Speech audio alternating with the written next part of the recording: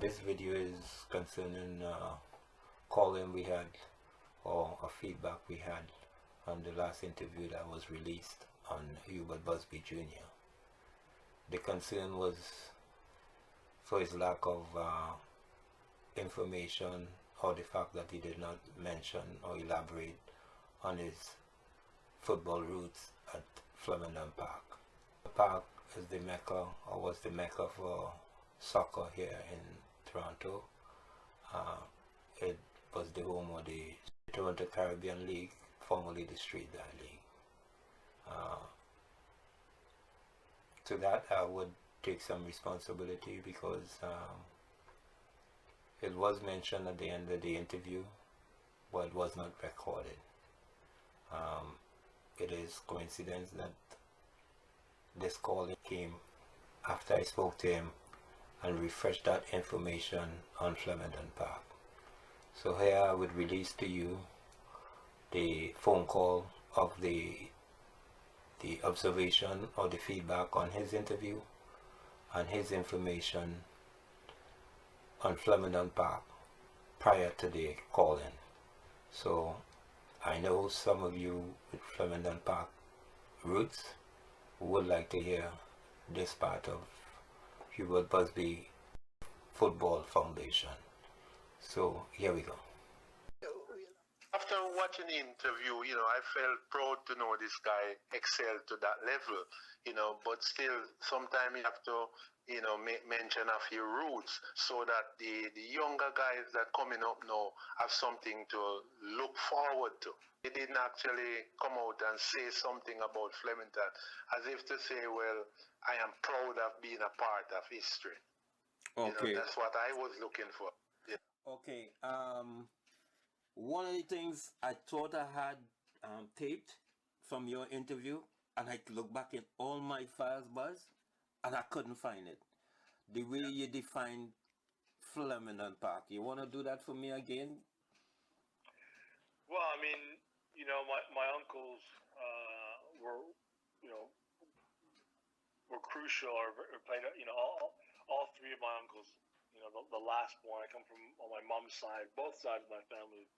I have 8 kids, but on mom's side, the last 3 uncles I had, Donahue, may he rest in peace, O'Neill Cumry, and Chester Cumry were all played different roles in me, in my development at that stage.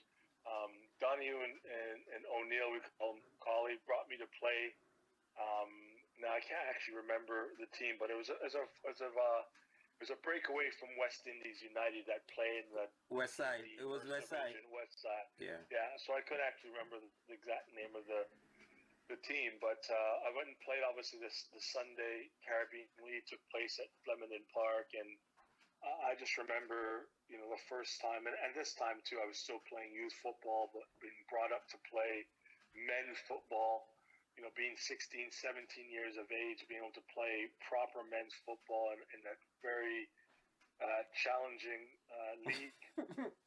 Every country had their their team represented. Obviously, you had the Trinidadians, you had the Guyanese, you had the Jamaicans, to name a few. And so I remember playing in this league, and I remember one of my first few games.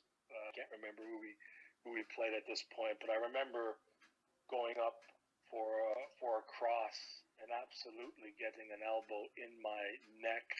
And I can't remember. I actually don't believe it was called, but thankfully I held on to the ball, only to look up in disbelief that a call wasn't made, and for my center backs to tell me to get up with the ball, throw it out, let's get on with it.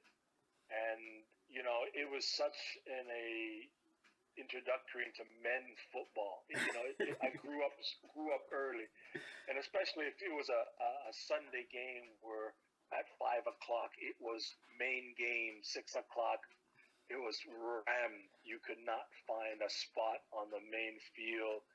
You had a wonderful aroma in the air, barbecue food amongst other things.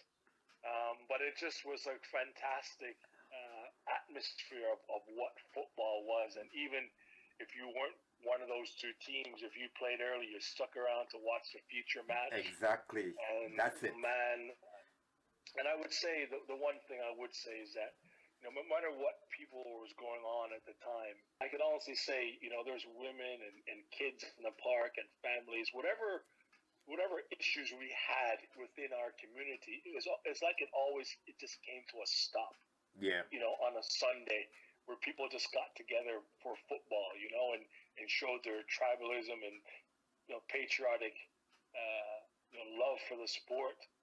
And again, I remember that because obviously my young cousins at the time used to come, my aunts used to come, so it wasn't a place where I ever felt threatened. I felt probably more threatened on the field with the grown men coming at me than anything else. But I just think it was so important. I remember leaving that, going back to my club, already being a leader, but going back to my club full of confidence, thinking there's nothing I can see in the old NSL, U18 vision, that was going to scare me after what I had to kind of face with grown men. And, and grown men will let you know they love you. They'll look after you. And I remember how they took me under their wing and protected me and but they held me accountable.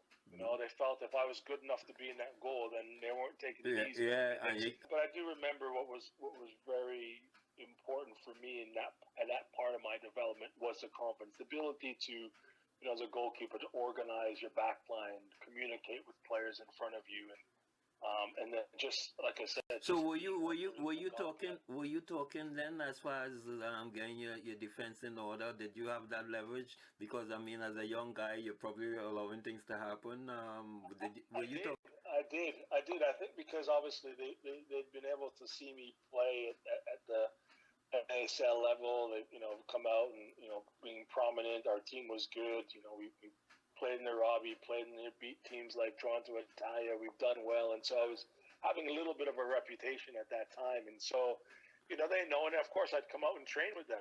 I'd come out and train with them. And the one thing is, once things settle in, you kind of forget where you are. You forget the ages. And so I think by the time they actually brought me in and signed me to play in the men's league, they kind of felt I was kind of ready for it. I didn't know I was ready for it because obviously when you're in a training match and training, you always know it's still training, and the people you're with there, no matter how much they're on your case, they're going to, I know that they cared for me, so I never felt like it was a problem. But when you get in the games and matches count and points count and winning a championship counts, it's a different sort of pressure that you have to deal with. But it shapes you. It shapes you, and I say this right now. Those environments, I think, somehow along the way we've kind of missed with our kids. And I think we always talk about, not just now, the ages that need to be filled in most countries, 18 to 23. At this time, I want to thank Robert Newton for his feedback, Hubert Busby Jr. for the information of his roots at Flemingdon Park. Stay safe, stay connected, and stay tuned. Thanks.